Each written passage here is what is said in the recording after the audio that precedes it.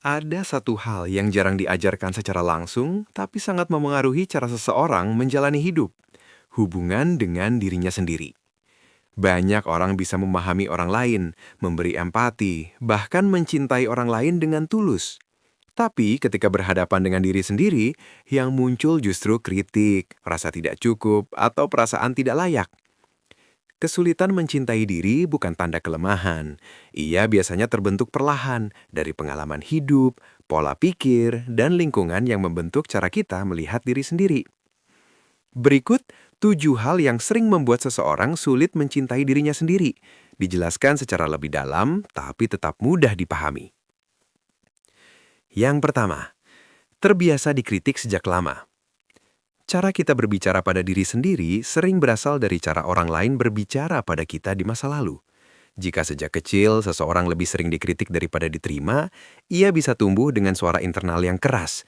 Setiap kesalahan terasa seperti bukti bahwa dirinya tidak cukup baik. Bahkan saat berhasil, ada pikiran yang meremehkan pencapaian itu. Masalahnya, kritik internal ini terasa normal. Individu tidak sadar bahwa suara tersebut bukan kebenaran, melainkan pola lama yang terbentuk dari pengalaman. Akibatnya, mencintai diri terasa aneh karena terbiasa memperlakukan diri dengan keras. Yang kedua, kebiasaan membandingkan diri dengan orang lain. Di era sekarang, hidup orang lain selalu terlihat di depan mata. Kita melihat pencapaian, relasi, gaya hidup, bahkan kebahagiaan orang lain setiap hari. Tanpa sadar, otak mulai membuat perbandingan. Dia sudah sukses, dia lebih menarik, dia lebih bahagia. Masalahnya, yang dibandingkan adalah hidup kita yang utuh dengan potongan terbaik hidup orang lain. Perbandingan ini menciptakan perasaan tertinggal dan membuat individu sulit menghargai prosesnya sendiri. Self-love menjadi sulit karena fokus selalu pada kekurangan, bukan keunikan diri. Yang ketiga, standar terlalu tinggi terhadap diri sendiri. Perfeksionisme membuat seseorang percaya bahwa dirinya baru layak dihargai jika sempurna. Kesalahan kecil terasa besar, dan pencapaian terasa tidak cukup. Individu terus menunda penerimaan diri sambil menunggu versi diri yang lebih baik. Padahal, versi itu tidak pernah benar-benar datang, karena standar terus naik. Akibatnya, hidup terasa seperti ujian tanpa akhir. Sulit mencintai diri ketika nilai diri selalu bergantung pada performa. Yang keempat, luka relasi dan pengalaman ditolak. Pengalaman ditolak, dikhianati, atau tidak dihargai dalam relasi bisa meninggalkan bekas yang dalam. Banyak orang diam-diam menyimpulkan, kalau aku ditinggalkan, berarti ada yang salah denganku. Kesimpulan ini tidak selalu disadari, tapi memengaruhi cara individu memandang dirinya. Luka relasi sering membuat seseorang meragukan kelayakan dirinya untuk dicintai. Bahkan ketika ada orang yang tulus, individu bisa tetap merasa tidak pantas.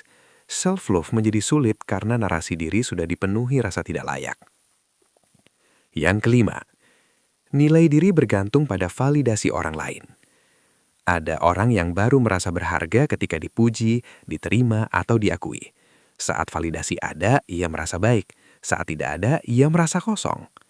Ketergantungan ini membuat self-worth tidak stabil karena bergantung pada respons orang lain yang tidak bisa dikontrol. Dalam kondisi ini, mencintai diri terasa sulit karena individu belum belajar melihat nilai dirinya tanpa cermin sosial. Ia tahu siapa dirinya melalui penilaian orang lain, bukan melalui pemahaman internal. Yang keenam, sulit menerima emosi sendiri. Banyak orang tumbuh dengan keyakinan bahwa emosi negatif harus dihindari. Sedih dianggap lemah, marah dianggap buruk, kecewa dianggap berlebihan. Akibatnya, individu menolak bagian dirinya yang tidak nyaman. Ia hanya menerima versi diri yang kuat, tenang, atau bahagia. Padahal, mencintai diri berarti menerima keseluruhan diri, termasuk sisi rapuh. Ketika emosi ditolak, individu secara tidak langsung menolak dirinya sendiri. Self-love menjadi setengah-setengah karena hanya bagian tertentu yang diterima. Yang ketujuh, terjebak dalam cerita lama tentang diri sendiri. Setiap orang punya cerita tentang dirinya. Aku pemalu, aku gagal, aku tidak menarik, atau aku selalu salah. Masalahnya, cerita ini berasal dari masa lalu, tapi terus dibawa ke masa sekarang. Individu melihat dirinya melalui kacamata lama, meski sebenarnya sudah banyak berubah. Ketika narasi diri stagnan, sulit melihat potensi pertumbuhan. Individu merasa dirinya tetap orang yang sama, dengan kekurangan yang sama. Self-love sulit muncul karena cerita tentang diri terlalu sempit dan tidak memberi ruang bagi versi diri yang berkembang. Kenapa ini penting dipahami?